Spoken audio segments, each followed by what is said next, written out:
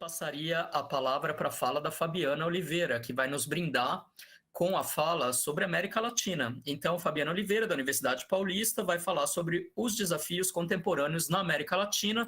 Para que a gente tenha também um momentinho de debate com Fabiana e Inês, eu vou passar a palavra só chamando atenção para uma coisa.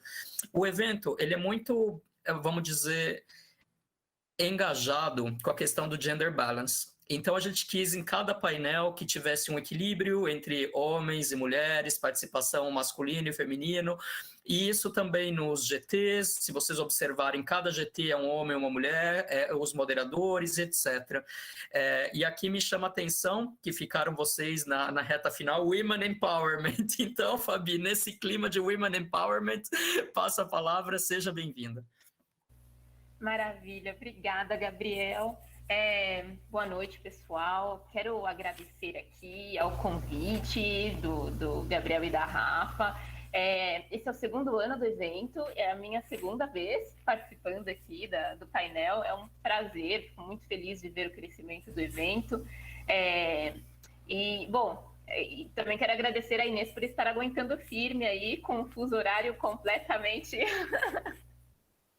Bom, maravilha. Vamos começar. Eu recebi a complicada missão de encerrar o evento falando de América Latina e tentando, de alguma maneira, trazer aqui um fio de esperança para a gente. Depois que vocês ouviram o professor Alfredo falando, vocês devem perceber o tamanho da dificuldade, porque esses desafios que o Brasil enfrenta não são muito diferentes dos desafios que se colocam para a maioria dos nossos vizinhos, né? Mas vamos lá. Eu tenho alguns slides, vocês podem compartilhar, por favor? Então, nós vamos lá com Lari. Obrigada. Então, você pode ir pedindo para ela ir avançando à medida, tá, Fabi? Boa apresentação. Maravilha. Obrigada, Mari.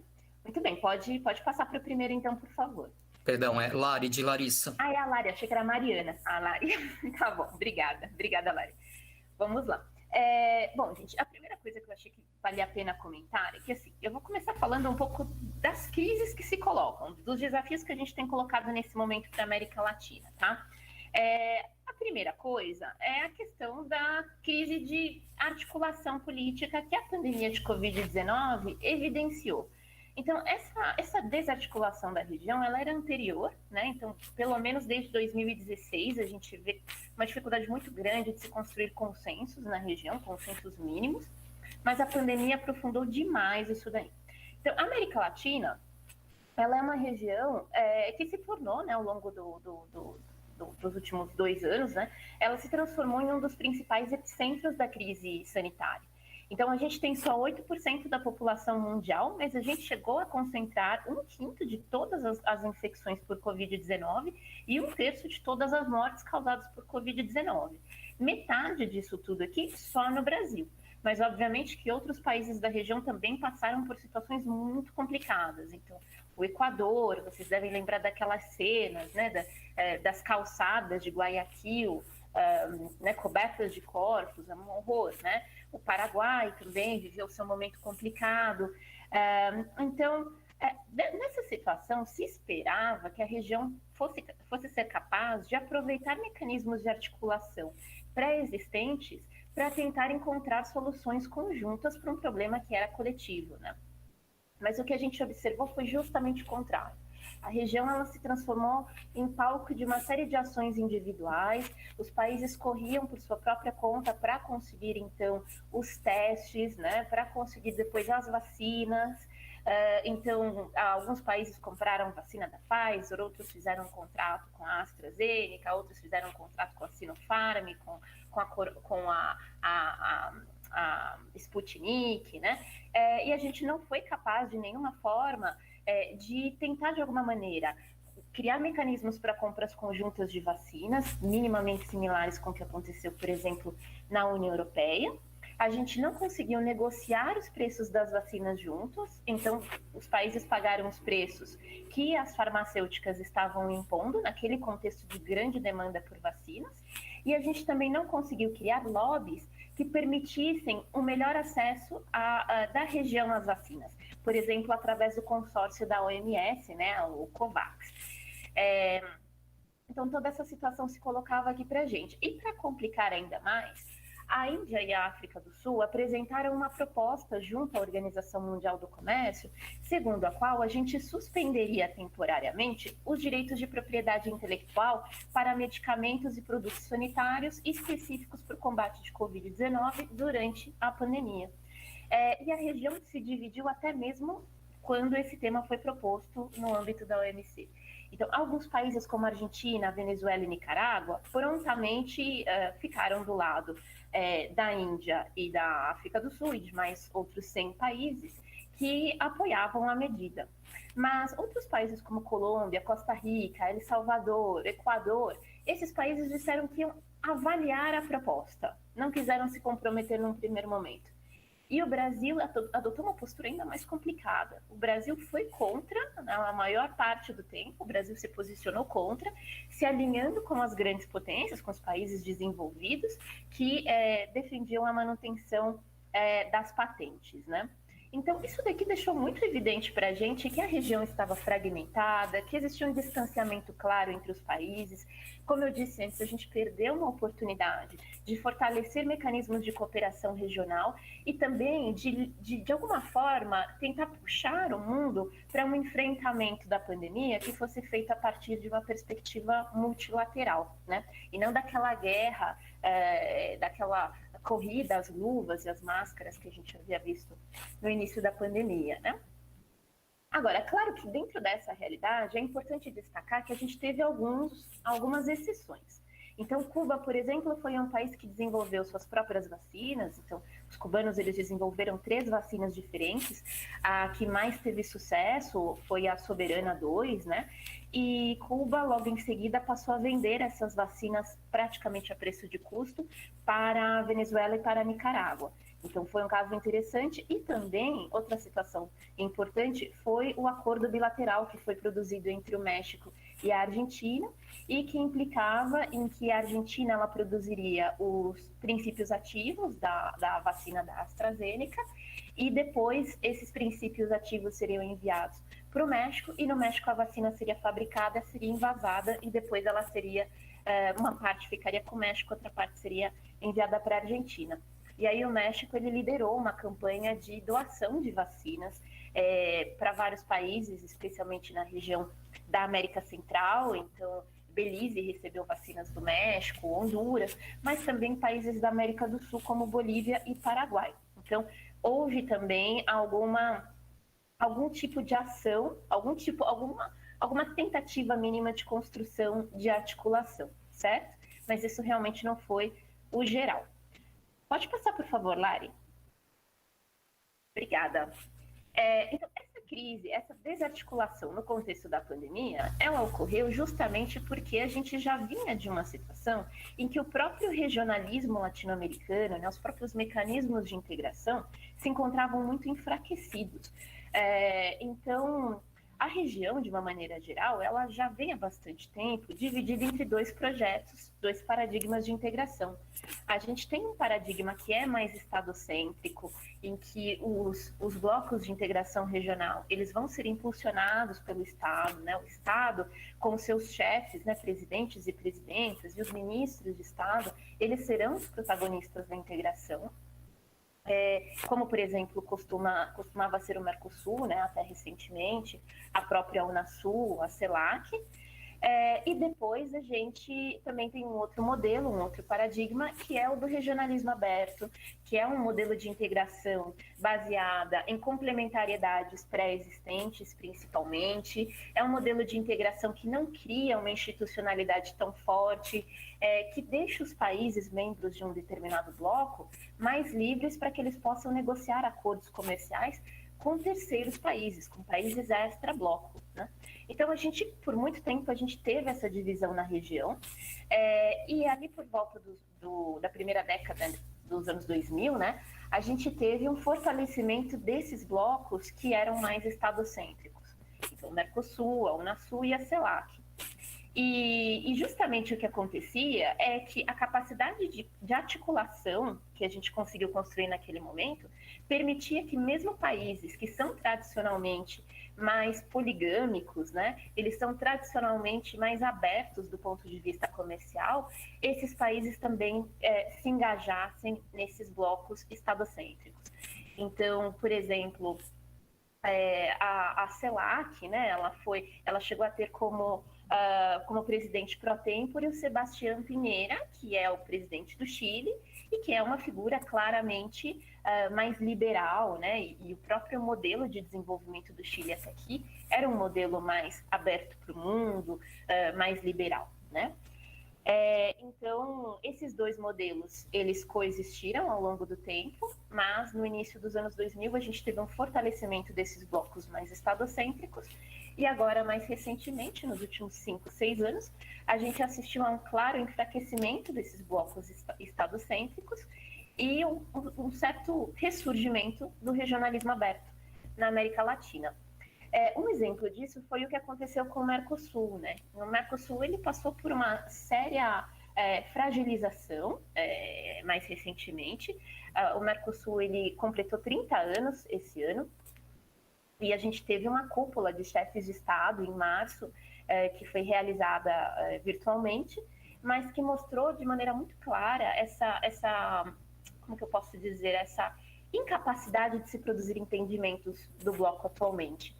Então, houve um certo momento nessa cúpula em que o presidente do Uruguai, né, o Lacalle Pou, ele havia dito que o Mercosul não podia ser um fardo ou um espartilho, né, que o Mercosul não podia ser um mecanismo para aprisionar os países e para impedir que os países realizem o livre comércio, né?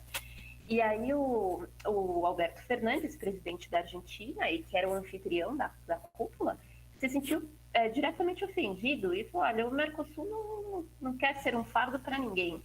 Se você acha que o Mercosul é um fardo, então tome outro barco, né? Então foi uma coisa assim, uma situação nesse nível. E pouco tempo depois, o Uruguai começou a anunciar que estava em tratativas com a China para eventualmente tentar negociar no futuro um acordo de livre comércio Uruguai-China, né? Isolando o Mercosul. Algo que é muito complicado, porque o Mercosul tem dentro da sua institucionalidade mecanismos que proíbem os países membros de negociarem tratados de livre comércio de maneira isolada, né, sozinhos. Os tratados precisam ser negociados através do bloco, né? Outra questão que também é complicada para o Mercosul é justamente a falta de articulação que a gente observa hoje entre o Brasil e a Argentina, né? O Brasil e a Argentina sempre foram os dois líderes do bloco. De certa maneira, esses dois países eles compartilhavam a liderança do bloco. E agora a gente vê a Argentina olhando para um lado e o Brasil olhando para o outro, né? A Argentina tem aprofundado as suas relações com a China, as suas relações estratégicas com a China. E isso é tão forte que mesmo durante o governo anterior, do Maurício Macri, um governo de centro-direita, um governo liberal, mesmo durante aquele governo, as relações com a China continuaram se aprofundando, né? E no caso do Brasil, ainda que o comércio do Brasil com a China permaneça muito significativo, a China é o principal sócio comercial do Brasil, a gente assistiu nos últimos anos a uma retórica bastante dura por parte do governo brasileiro com respeito à China, né? Então tem essa questão e também o fato de que até o início deste ano o Brasil adotava uma postura de alinhamento automático com os Estados Unidos de Donald Trump, enquanto que a Argentina justamente tentava diminuir a sua dependência com respeito também aos Estados Unidos, né? Então, num contexto de guerra comercial, num contexto em que Estados Unidos e China disputam a hegemonia global, o Brasil e a Argentina não são capazes de produzir um entendimento sobre em que direção que o Mercosul deve ir, né? E outra questão que o Mercosul enfrenta, e isso está diretamente relacionado com a China, é a questão da reprimarização dos países membros do bloco, especialmente do Brasil e da Argentina. Dois países que haviam logrado desenvolver uma indústria bastante complexa e que vem assistindo nas últimas décadas a um rápido processo de desindustrialização e uma certa centralidade da agroexportação nas suas respectivas economias. Então, isso é bastante complicado também, porque diminui, então, os espaços de integração produtiva dentro do bloco, né?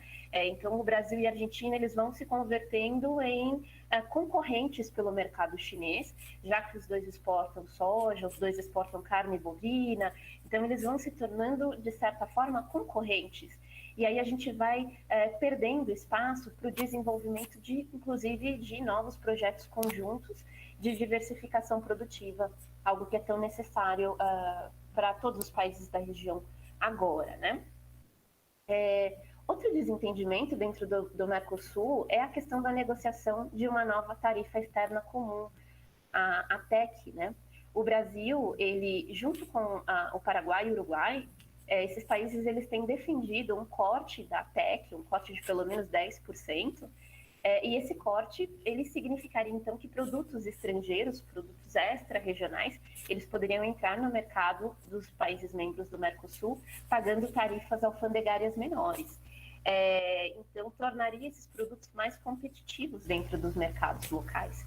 E, obviamente, que isso enfrenta resistência, tem resistência no Brasil de certos setores da indústria, mas a Argentina tem se colocado claramente em oposição a uma redução tão brusca da TEC. Ela concorda que, eventualmente, será necessário fazer alguma redução, mas não uma redução de 10%. O Paulo Guedes, no início, falava de 20%, né? Então, para vocês terem uma ideia. Outra questão também do bloco é a negociação ainda do Tratado de Livre Comércio do Mercosul com a União Europeia.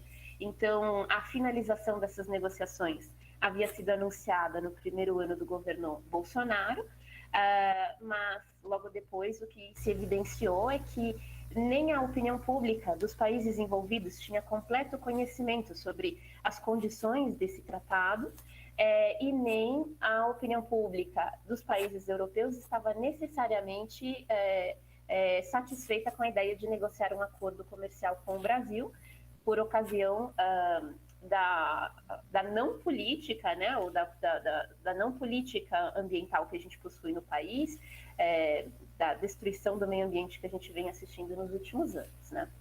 Então, esses são os desafios que se colocam para o Mercosul. E, obviamente, que também se evidencia, a partir de uma observação do Mercosul, se evidencia uma perda de liderança do Brasil na região, né? Então, é muito a Argentina quem vai tentando arrastar o Mercosul nas costas. O Brasil, ele simplesmente tem demonstrado uma perda de interesse pelo que acontece na região. Então, o Ernesto Samper, que foi presidente da Colômbia, foi secretário-geral da Unasul, ele dizia que o Brasil era como se fosse um grande transatlântico gerador de consensos entre as diferentes posições políticas que existiam na região. Mas o que a gente tem visto recentemente foi um abandono dessa posição por parte do Brasil, né? O Brasil ele suspendeu as suas atividades na CELAC desde janeiro de 2020. O Brasil fechou uma série de embaixadas na região, em vários países caribenhos, mas também na Venezuela, né? Então, isso também torna impossível que o Brasil participe de qualquer tentativa, por exemplo, de resolver o problema político na Venezuela, né? Então, o Brasil ele vai se auto-isolando e renunciando à sua liderança. E, obviamente, que isso afeta também a Unasul e o Prosul. Eu escrevi FOSEM, eu não sei porquê, era Prosul, me desculpem. A Unasul e o Prosul, que são dois mecanismos de integração opostos, que ainda estão em vigor na região, mas os dois são zumbis, na verdade, né? A Unasul, ela é a União das Nações Sul-Americanas, que foi criada em 2008, ainda no governo Lula, e que, ao longo do tempo, a Unasul foi sendo acusada de ser uma espécie de clube bolivariano. Então, ela foi sendo esvaziada a partir de 2016, e hoje em dia a Unasul ela é só uma sombra do que já foi. Vários países se retiraram da Unasul, ela perdeu inclusive a sua sede, né? Então, a Unasul tinha sido pensada em algum momento como uma forma da América do Sul resolver os seus próprios problemas sem a intervenção de atores extra-regionais, e isso se perdeu nos últimos tempos. E o Prosul ele é um mecanismo de integração que foi criado sob a liderança da Colômbia e do Chile. O ProSul é o Fórum para o Progresso da América do Sul, e que nasceu basicamente com uma única agenda, né, que era a agenda de produzir o isolamento da Venezuela.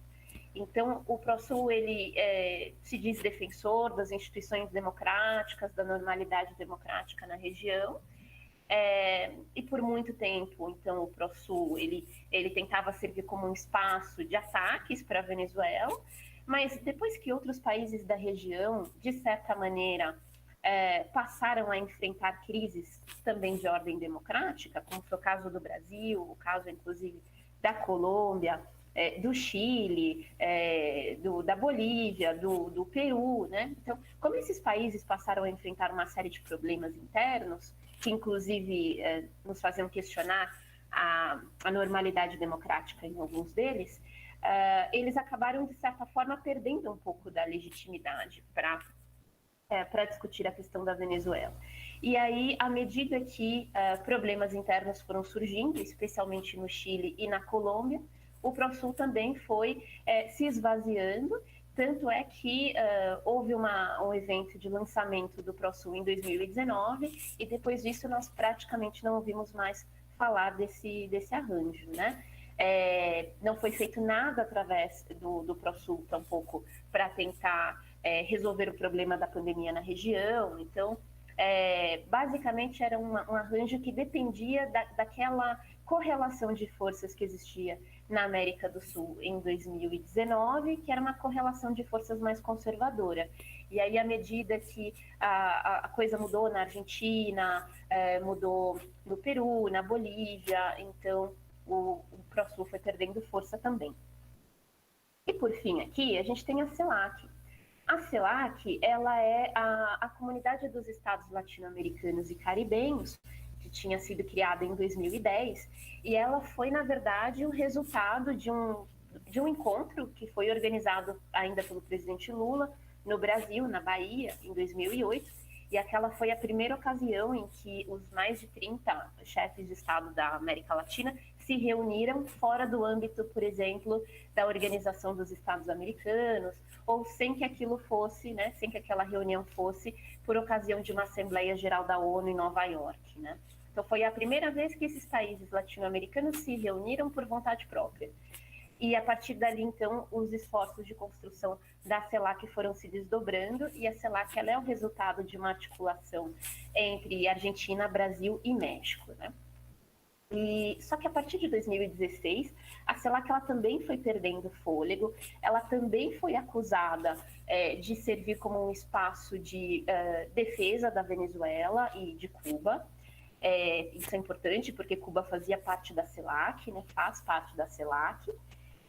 E também o fato de que a CELAC, ela não tem um tratado constitutivo, ela não tem uma burocracia permanente. Então, as cúpulas, elas acontecem por causa da ação da diplomacia do país que eventualmente ocupa a presidência pro tempore. Então, a CELAC, ela depende muito do engajamento dos países, né? E esse engajamento foi se perdendo a partir de 2016. Até 2016, a gente tinha uma clara capacidade de articulação entre diferentes posições ideológicas na região.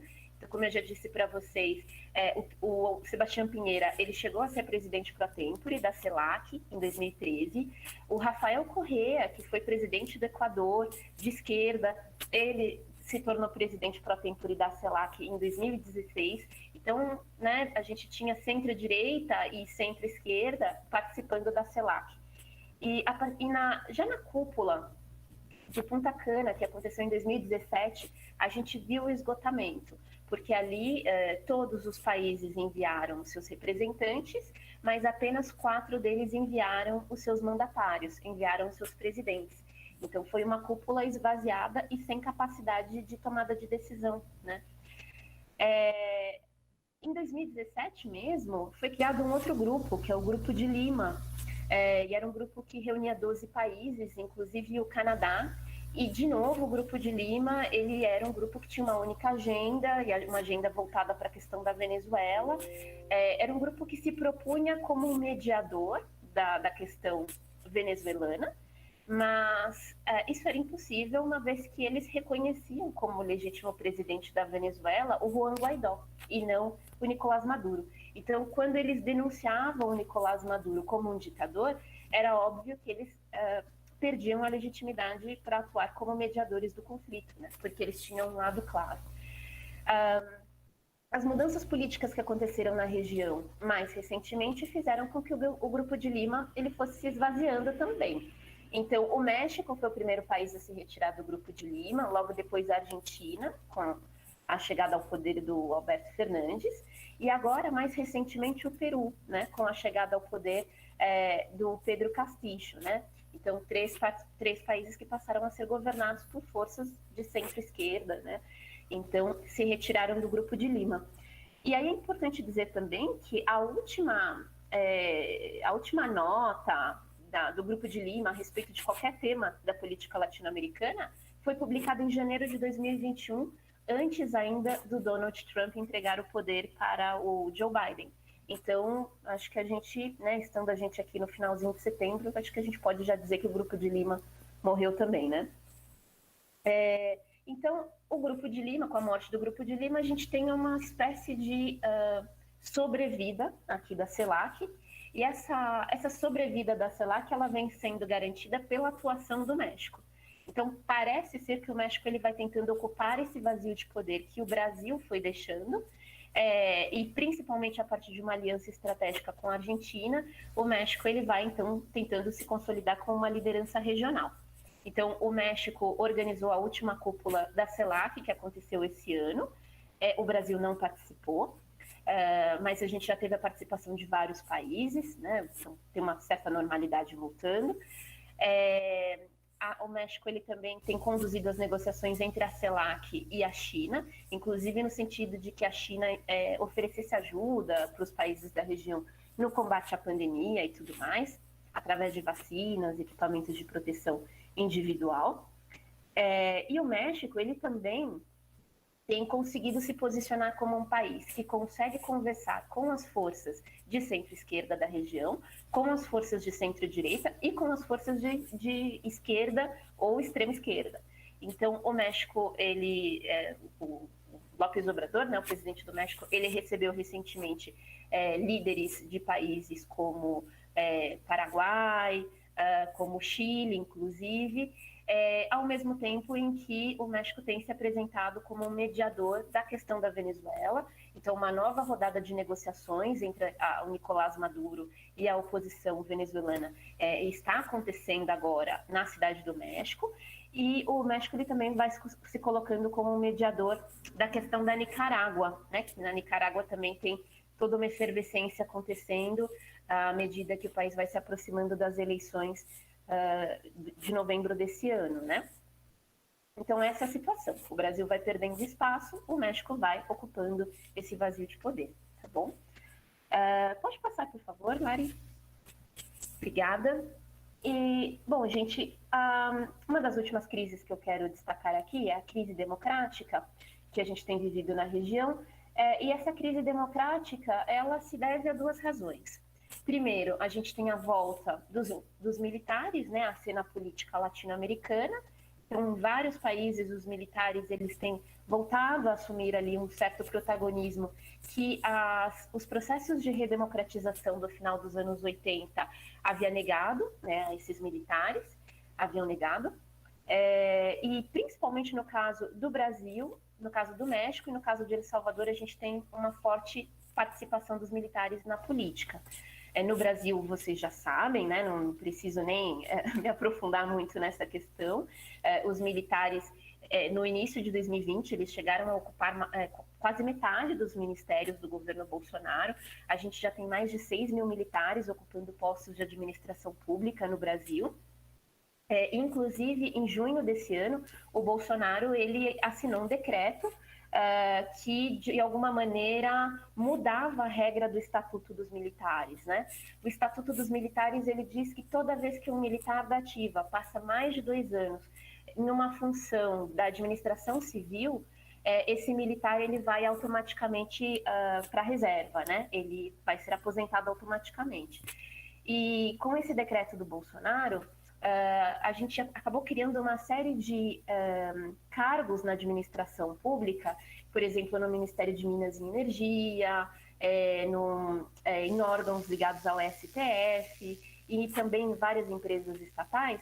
Alguns desses cargos eles passam a ter natureza militar, o que significa que os militares podem ocupar esses postos ad infinitum, né? Eles podem continuar lá sem nenhum problema e sem nenhum risco de perder a sua posição na carreira militar, né? Então, sem nenhum risco de serem aposentados compulsoriamente. Então, essa é a situação do Brasil. No México, o governo López Obrador também tem tentado cooptar os militares para próximo do seu governo, não necessariamente dando ministérios, mas os militares participam da administração pública também, em bem menor escala do que no Brasil, mas participam. E o López Obrador, ele também anunciou recentemente a criação de uma Guarda Nacional que seria formada e seria comandada pelas Forças Armadas. Então, as Forças Armadas mexicanas, elas vão acumulando novas funções, inclusive funções ligadas à segurança pública. Isso foi bem visto pela opinião pública mexicana de uma forma geral, mas a gente já viu, né, principalmente no caso da Colômbia, a gente já viu no que dá muitas vezes quando a gente coloca militares para cuidarem de segurança pública. E no próprio México, porque vários militares fundaram cartéis de drogas, né, depois da iniciativa Mérida, né? Bom, e a gente ainda tem o caso de El Salvador, com o Nayib Bukele, que é um caso, assim, absurdo, né? O Bukele, ele basicamente, recentemente, né, ele estava tentando aprovar um empréstimo junto à Assembleia Legislativa do país, ele estava tentando aprovar um empréstimo que financiaria uma política pública de segurança que ele tentava implementar. E aí, para pressionar os congressistas que eram contrários, ele resolveu simplesmente colocar a polícia na rua e entrar na Assembleia Legislativa acompanhado dos militares, né, para intimidar os deputados. Ele ainda se sentou na cadeira do presidente da Assembleia Legislativa de El Salvador e disse, né, agora vocês sabem quem é que manda aqui, fez uma oração, se levantou e saiu de lá silenciosamente, acompanhado dos militares. Ele também usou a própria Assembleia Legislativa para demitir ministros, que seriam o equivalente aos ministros do STF, né, do Brasil, e também para demitir o PGR, né, o Procurador-Geral da República de El Salvador. E ele fez tudo isso usando os militares e a polícia do país. Então, no caso do PGR, por exemplo, a polícia foi até o edifício da Procuradoria-Geral da República para escoltar, né, para acompanhar o PGR para fora do prédio, para evitar, né, qualquer forma de resistência do Procurador-Geral, né? Então, aqui a gente tem alguns casos de países em que os militares eles são convocados pelos mandatários para ir ocupando posições de poder. Ao mesmo tempo, a gente tem também algumas situações na região em que ninguém chamou os militares, mas eles resolveram que a partir de agora é normal eles darem pitaco no que está acontecendo na política. Então, a gente tem a Bolívia, o Equador e o Peru nessa situação. Então, na Bolívia, a gente viu as Forças Armadas retirando o Evo Morales do poder. A gente viu no Equador uma situação também bastante similar, as Forças Armadas sendo articuladas contra o Rafael Correa. E a polícia também, né? Acho que foi em 2008, né, quando o Rafael Correa ficou preso num hospital militar, né? E cercado pelos policiais. E no Peru, recentemente, houve eleições presidenciais no Peru, e os militares aposentados resolveram que iam dar pitaco e começaram a falar que eles não aceitariam que o Pedro Castillo assumisse o poder caso ele fosse eleito, que quem tinha que ser eleita era a Keiko Fujimori, a filha do Alberto Fujimori, um homem que foi ditador, né, no Peru nos anos 90. Então, a gente tem esses casos aqui em que ninguém está chamando os militares e eles resolvem que, né, querem participar. E na Venezuela e na Nicarágua, o buraco é mais embaixo ainda, né? Então, o Nicolás Maduro se sustenta no poder com apoio dos militares, né? Já há bastante tempo. E na Nicarágua acontece a mesma coisa com o Daniel Ortega, né? Então, são governos que se radicalizaram, romperam em grande medida com a normalidade democrática e se sustentam com base no apoio dos militares. E aí eu queria falar um pouquinho mais com vocês sobre o caso de El Salvador. Aqui eu coloquei um destaque, porque a coisa é muito absurda, né, em El Salvador. E El Salvador acho que entra bem também nesse conceito de governos semi-legais, né, que é um conceito que foi desenvolvido por um professor da Universidade de Salamanca, né, que é o Manuel Alcântara, e ele basicamente descreve como um governo semi-legal um governo que é produto da própria democracia, mas que esses atores, né, os atores que lideram esse governo, ainda que eles sejam o governo, eles usam das instituições democráticas para conspirar contra a própria democracia e contra o futuro da política nacional. Então, aqui, obviamente, o caso do Bolsonaro, ele é claro, né, nesse sentido também, porque né, todos os discursos que o Bolsonaro tem feito com respeito à urna eletrônica, né, no Brasil, dizendo que eventualmente não vão ocorrer eleições ano que vem. No México a gente também teve uma situação, o López Obrador ele vem tentando instrumentalizar o Tribunal Eleitoral da Justiça Federal, que seria o equivalente ao nosso TSE, como uma estratégia, né, de combate dele com o Instituto Nacional Eleitoral do México. Então, aqui, acho que cabe lembrar que o López Obrador ele vem há vários anos denunciando que existem fraudes nas eleições mexicanas, que ele havia vencido as 2 eleições anteriores e que as eleições foram roubadas, e aí ele acusa o INE, né, de promover essas fraudes.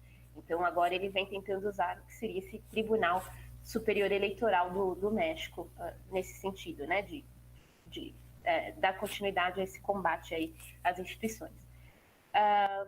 E em El Salvador, o Bukele ele tem tentado aprovar uma reforma constitucional que aumentaria o mandato dele. Então, em El Salvador só é possível governar como presidente por 5 anos e não existe a possibilidade de reeleição, né, atualmente. Mas com essa reforma constitucional, ele poderia ficar mais 6 anos. Ele poderia ficar 6 anos, na verdade, e eventualmente poderia concorrer a uma reeleição. E aí, o sistema legal de El Salvador diz que toda reforma constitucional, né, toda constituinte, precisa passar pelo Congresso Nacional naquele momento. Então, o Congresso Nacional ele aprova uma reforma, uma nova Constituição, mas a próxima legislatura, né, uma vez renovado o Congresso, esse novo Congresso precisa ratificar a nova Constituição. E aí o Bukele ele tem tentado driblar isso daí, porque ele sabe que ele corre o risco de perder maioria nas próximas eleições. Então ele vem tentado driblar isso daí para que essa ratificação ela seja feita pelo povo através de um referendo, né? Então tem um pouco disso. E ao mesmo tempo, talvez vocês tenham visto nos noticiários, normalmente a gente não fala muito de El Salvador, mas mais recentemente, quando a gente fala, é para comentar que em El Salvador estão adotando o Bitcoin como moeda corrente, né, como moeda de curso legal, em paralelo ao dólar. E aí se fala muito sobre, será que isso vai dar certo? Né? Olha como ele é um presidente moderno. Mas tudo nos leva a acreditar que essa questão toda do Bitcoin ela é uma cortina de fumaça, né? Porque ao mesmo tempo em que o Bukele ele vai parecendo, né, assim, ser um presidente super moderno, né, e que, será que o Bitcoin vai realmente promover um crescimento da economia do país e tudo mais? Porque ele diz que com isso o país vai economizar nas comissões que normalmente são pagas para a realização de remessas, né, de dólares. Então, familiares que estão nos Estados Unidos ou na Europa e que enviam dinheiro para El Salvador, e normalmente se tem que pagar aí uma comissão de mais de 10%, essas comissões seriam economizadas, e isso poderia representar um crescimento de até 6 bilhões de dólares no PIB salvadorenho, né? Então, isso pelo menos é o que o governo do Bukele diz. Mas a discussão é sobre se isso não vai produzir uma volatilidade, né, na taxa de câmbio, se isso não vai produzir instabilidade econômica e tal. E enquanto a gente está falando disso, a gente perde de vista todas essas agressões que ele tem cometido contra as instituições democráticas e o fato de que ele vai controlando cada vez mais poder, né? Ele já controla mais de 60 das 84 cadeiras do parlamento. Ele recentemente conseguiu que o parlamento demitisse os ministros da Suprema Corte de Justiça salvadorenha. E os novos ministros, agora, eles dizem que são favoráveis a uma reinterpretação da Constituição que permita uma eventual reeleição do Bukele, né? Fabi, super interessante. Agora, como chegou às 9, eu vou ter que pedir para ir encaminhando, desculpa. Claro. É o último slide agora. Pode passar, por favor, Lari? Obrigada. Então, gente, para tentar colocar aqui uma dose de otimismo, né? Então, todas essas crises permeiam a América Latina atualmente, mas a gente tem algumas situações que nos permitem, não sei, sonhar com mudanças mais positivas na região. E eu diria que esses dois casos interessantes são o do Chile e o da Colômbia. Então, tanto o Chile quanto a Colômbia se consolidaram ao longo do tempo como modelos, né, de uma certa ortodoxia neoliberal, e eram apresentados como países estáveis. No caso do Chile, mesmo quando a esquerda vencia as eleições, a esquerda fazia reformas muito moderadas, que não rompiam com o modelo de desenvolvimento que está em curso no país há mais de 30 anos. E no caso da Colômbia, a esquerda nunca conseguiu chegar ao poder na história recente da Colômbia, né? Então, tinha uma certa manutenção do mesmo modelo de desenvolvimento. E aí a gente tem visto uma efervescência política acontecendo nesses países, a gente tem visto o povo na rua, principalmente os jovens, muito questionamento sobre os níveis de desigualdade absurdos que são observados nesses países. Então, no caso aqui do Chile, né, mais em específico, ainda que nos últimos 30 anos tenha acontecido uma redução significativa da pobreza, a desigualdade é muito grande, né? E isso tem acirrado o conflito entre ricos e pobres no país. Então, a partir de 2019, a gente teve todas aquelas manifestações de rua, e as manifestações contavam com amplo apoio da maioria da população. E quanto mais violenta era a resposta das Forças Armadas, da polícia, né, mais em específico, mais a população ia para a rua, e o resultado disso foi a aprovação da realização de um plebiscito para consultar o povo sobre a necessidade da aprovação de uma nova Constituição no país. E 78% da população votou favoravelmente à organização de uma Assembleia Constituinte, né? E o interessante é que essa Assembleia ela está se organizando agora, sem parlamentares, então os parlamentares que já tinham posição na Assembleia Legislativa não vão participar. Os membros dessa Assembleia Constituinte foram eleitos por voto popular, a grande maioria formada por candidatos independentes, que não são ligados aos partidos tradicionais, e metade desses 155 constituintes, eles dizem que pretendem aprovar mudanças bastante profundas no país, ou inclusive mudanças radicais. Então, o Chile ele vislumbra ali uma possibilidade de mudança no sistema de governo. Se fala muito sobre um parlamentarismo, um semiparlamentarismo. Existe a possibilidade de mudança no modelo de desenvolvimento, de que se venha a construir um modelo de estado de bem-estar social à la chilena, e também uma mudança na política externa chilena, eventualmente. Pode ser que no futuro próximo a gente tenha um Chile mais ativo do lado dos países que defendem saídas mais estadocêntricas para a integração regional. E no caso da Colômbia, depois de 20 anos de hegemonia uribista, né, o Álvaro Uribe é uma força de extrema-direita no Chile que hegemoniza a política nacional. Depois de mais de 20 anos nessa situação e de um processo profundo de direitização da sociedade colombiana, o que a gente assistiu agora esse ano foi o povo indo para a rua contra uma reforma tributária bastante regressiva que tinha sido proposto pelo governo atual, o governo do Ivan Duque. E essa proposta, ela visava arrecadar mais 6 bilhões de dólares para os cofres públicos, sob a desculpa de que o Estado havia gastado muito no combate à pandemia de Covid, mas o problema é que mais de 60% desse custo, né, dessa carga tributária nova, seria paga por pessoas físicas, seria paga pelos trabalhadores.